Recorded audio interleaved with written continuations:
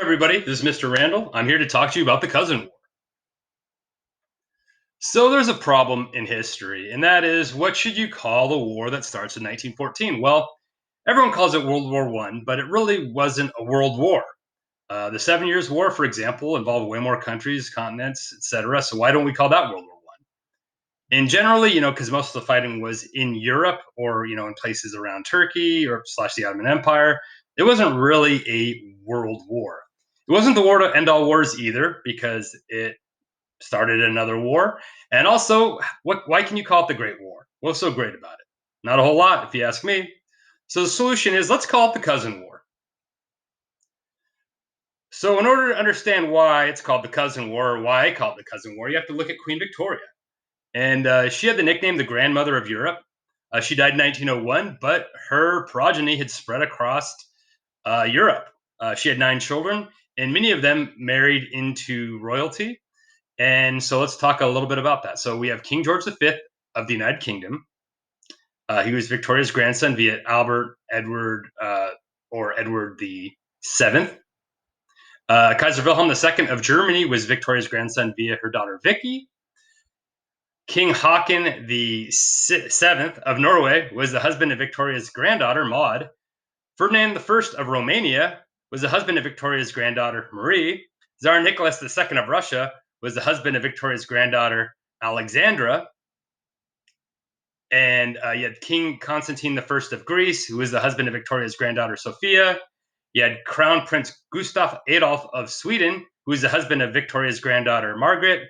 And then also King Alfonso the 13th of Spain was the husband of Victoria's granddaughter Victoria Eugenie. All right. So that's a lot. Now, of course, there's other marriages as well. So we learned about King Leopold II recently in the unit on imperialism, and he was actually the nephew of Queen Victoria. And his son, uh, Albert I, was the king of Belgium during World War One. So there's a lot of different marriages and a lot of different familial things going on here. So let's talk about the three cousins. Okay. And the three cousins are responsible for the start of the war. We have Kaiser the Wilhelm II of Germany. We have King George V of England. And you have Tsar Nicholas II of Russia. Now, if you look at pictures of these guys, you'll notice they kind of look similar.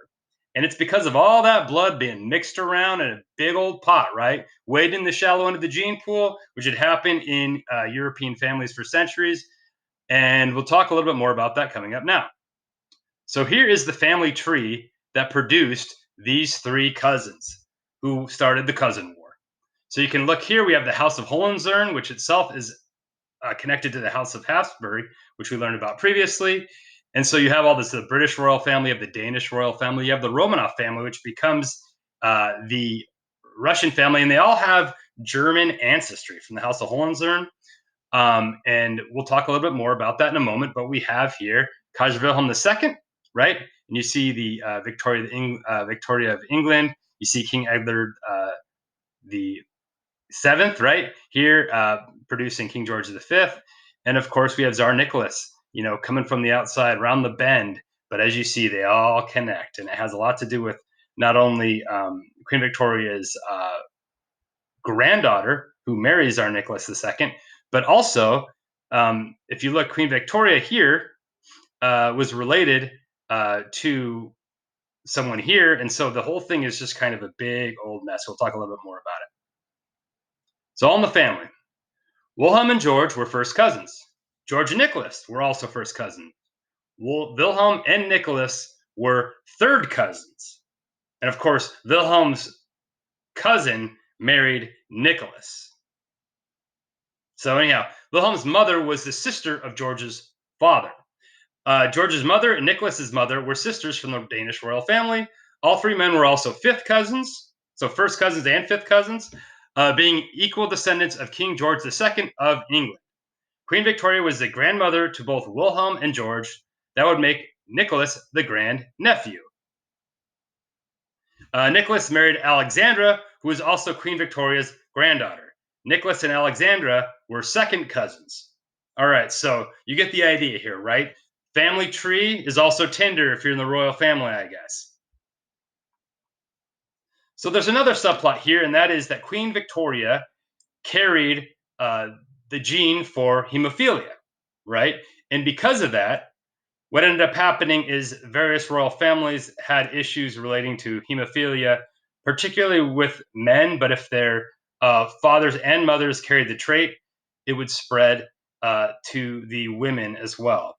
So we can kind of talk about this a little bit more, and that's actually going to be an interesting subplot in World War One and also the Bolshevik Revolution when Alexei down here of the Romanov family has hemophilia, and his parents, who are Tsar Nicholas II and Alexandra, they rely on Rasputin, aka the Mad Monk, to do some faith healing of their son. And that whole subplot helps lead to the Bolshevik Revolution or the Communist Revolution that takes place in Russia. Now, what does that mean today? Well, Queen Victoria was able to make sure that her bloodline spread wide and far. Although there are a lot of monarchs that went away post World War One, we still have some monarchs who serve mostly ceremonial posts, but still exist in Europe today. So we have King Harold V of Norway, we have King Carl XVI Gustav of Sweden, and of course the current family in England, Queen Elizabeth II, and her husband, Prince Philip of England, who are third cousins, both great great grandchildren of Victoria. Now, you can see now that the royal families tend to marry out of the bloodline or farther back from the bloodline, so they don't have a lot of the same genetic traits and mutations affecting them. That's kind of a standard thing now. But in 1917, here's another subplot. The royal family of England adopted the name the House of Windsor instead of the House of Saxe-Coburg and Gotha because of anti-German sentiment. So they all are descendants of German royalty, but they got rid of that name and they still go by the House of Windsor today. Right. So, last thing I wanted to say is monarchs are dumb. They are dumb, and I just demonstrated why they're dumb. I'm sorry. Actually, I'm not sorry. Monarchs are dumb, and we shouldn't have them, even for ceremonial things. It's ridiculous that the Queen of England is the largest property owner there, and that also, even though she's the largest property owner, that the taxpayers of England and the United Kingdom at large finance her lifestyle. That is silly. Big up to Meghan Markle and her husband for leaving the connection. I want them all to be broken. Bye bye. I don't care. I don't care how many episodes on Netflix they produce of The Crown.